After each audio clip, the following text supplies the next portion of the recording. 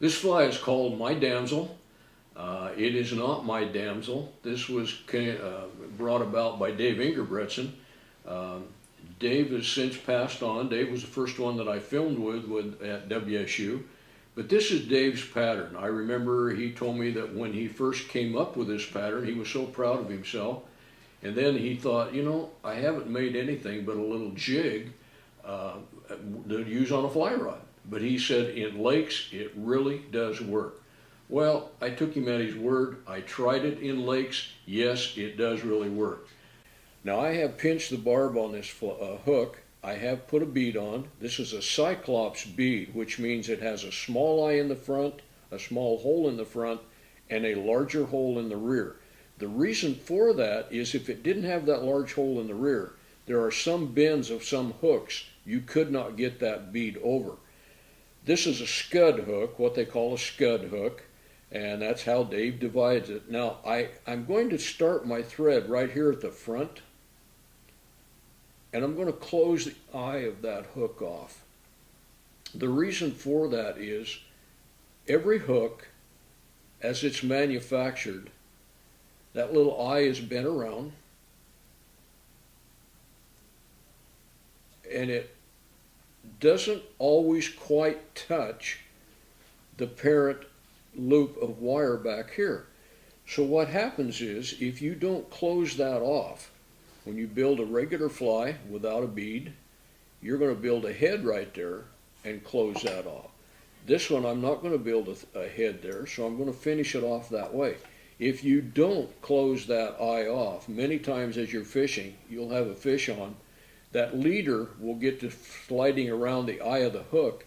It will pop down in that gap between the two pieces of wire, and it'll cut that leader.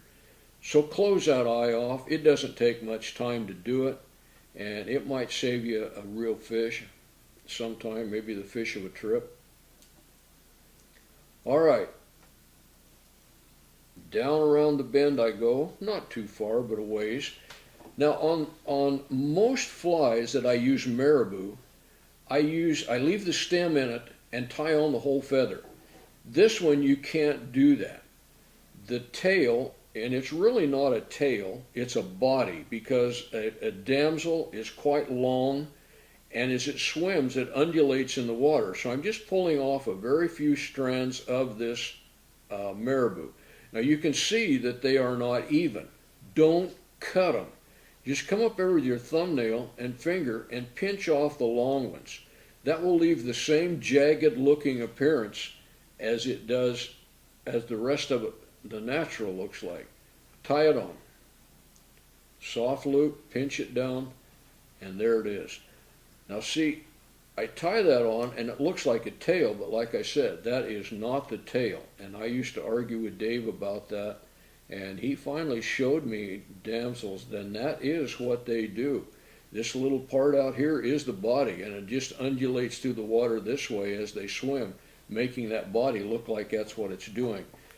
The rest of the whole fly, unless you want to put a rib on it, which is definitely an option if you want to do that, is peacock herl.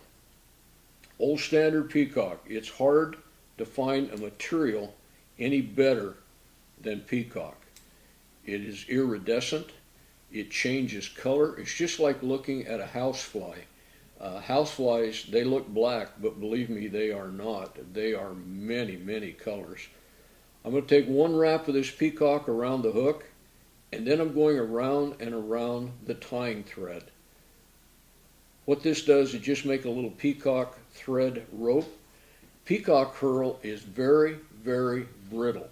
If you don't put that around that tying thread, it will have a tendency to break. Come right on up to the bead. Undo the remainder of what you have. And this one you don't even need head cement. People often ask me, do you use head cement? On my personal flies, no, I do not. On my commercial flies, I always do. People that are buying the flies, if it doesn't have a shiny head on it, there's got to be something wrong with it, so they don't buy it. I feel personally, if I get a good whip finish on that fly, that it's not going to come apart. Now, if you wanted to do the optional step of ribbing it, put in some oval fine gold tinsel and just space out 4 or 5 wraps across there. I never have. I've just never taken the time to do it. But there's Dave Ingerbretsen's My Damsel, and believe me folks, it does work very well in lakes. Lake season's coming up. Tie a few up. I'm sure you'll like them.